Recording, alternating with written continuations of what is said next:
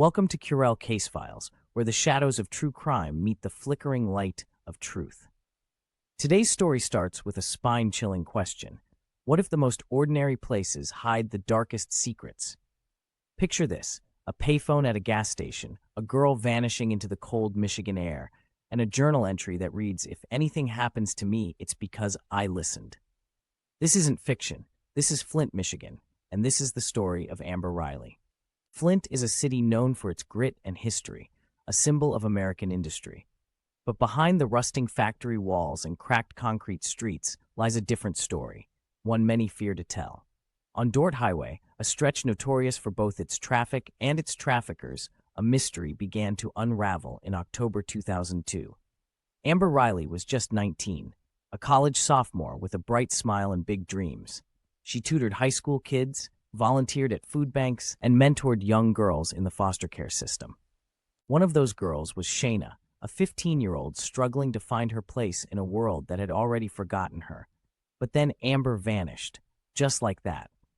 Last seen at a gas station on Dort Highway, she was fueling up her car. She was never seen again. The footage? Grainy. But there's a shadow, a man in a hoodie using the payphone. And the story doesn't end there. Before her disappearance, Amber wrote something cryptic in her journal. One chilling sentence: "If anything happens to me, it's because I listened." What did she hear? Who was she listening to? Today, we're diving deep into this haunting case. We'll explore Amber's life, the eerie clues she left behind, the unsettling footage, and a chilling connection to other disappearances. We'll also uncover what a true crime podcaster named Jenna Mays found, clues that someone wanted buried forever. Stay with us, because what's lurking beneath Flint's abandoned homes might be more than just decay. It might be a conspiracy, and someone out there still doesn't want this story told. Flint was once the beating heart of America's auto industry, but when the factories closed, poverty crept in. Streets lined with hollow homes and empty storefronts now tell a story of neglect. Dort Highway became more than just a roadway. It became a corridor of danger. Rumors of drug trafficking, human trafficking, and law enforcement turning a blind eye weren't new. Amber Riley lived just blocks away. Amber wasn't just a student. She was a force of compassion. She worked part-time at a nursing home and spent weekends tutoring kids. Her bond with Shayna was special. Shayna had been in 3 foster homes before meeting Amber. In Amber, she saw hope. But Shayna also hinted at something darker: strange men at one of her old foster homes, nighttime visits, whispers of deals being made. Amber listened, maybe too closely. Her journal reveals she was following leads, looking into names Shayna mentioned. She noted odd cars outside her apartment. One entry read, "Saw the white van again, license plate smeared with mud. 3rd time this week." Another, "Shayna said they watch, always watching." It was October 12, 2002. Amber stopped at a BP station on Dort Highway. Security footage shows her entering the store, buying gum, and paying for gas. In the background, a man in a dark hoodie is on the payphone, glancing back at her. He never turns fully to the camera. Moments later, Amber's car is found still parked at Pump 3. Keys in the ignition, purse in the seat, but Amber was gone. In 2020, true crime podcaster Jenna Mays reopened Amber's cold case. She retraced Amber's final days, interviewed old classmates, even found Shayna, now going by the name Rain Thomas and working as a corrections officer.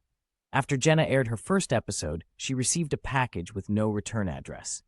Inside was a broken silver necklace, confirmed to be Amber's, and a note: "Check the attic, 413 Grove Street." 413 Grove Street belonged to Harold Kessler, a long-haul trucker with a sealed juvenile record and a disturbing adult rap sheet. He'd been questioned years ago, but had an alibi, hospitalized after a minor heart attack the week Amber disappeared. Jenna found the attic.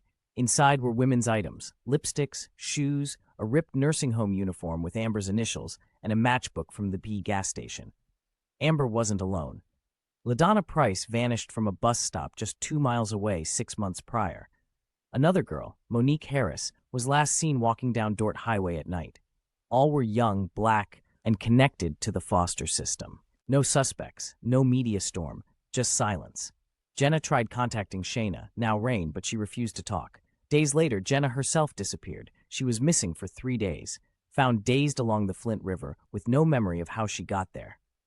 Her podcast, all episodes on Amber Riley deleted, files corrupted. Her laptop, found in her car, had been factory reset. An anonymous letter sent to Amber's mother read, "She knew too much. We protect our own." Was it a trafficking ring? Were these girls groomed, traded, silenced? Or was it a deeper rot? Officials, foster care workers, maybe even law enforcement covering tracks. And what about Kessler's alibi? Was it false? Could someone have helped him? Amber Riley's journal, the man at the payphone, the ripped uniform in Kessler's attic, Shayna's new identity, Jenna's unexplained disappearance. These pieces don't fit neatly, but they whisper of a cover-up too big for coincidence. Flint has buried its secrets before, but Amber's story refuses to be silenced. She was kind, curious, and she may have stumbled onto something deadly. Maybe she knew what no one else dared say, that some homes in Flint don't just shelter families, they hide the forgotten. The Riley family still lights a candle every October 12th. Shayna, now Rain, still works in a state facility. Jenna Mays no longer podcasts, and Harold Kessler, he died in 2021. But did he take the truth with him, or leave just enough behind? This is more than a mystery. It's a call to action. Subscribe to Curell Case Files for updates. Share Amber's story. Talk about Dort Highway. Let's break the silence for good. If Amber's last words were a warning, then maybe she was trying to protect others. So we'll end with her question. If anything happens to me, it's because I listened. So now we ask you, are you listening?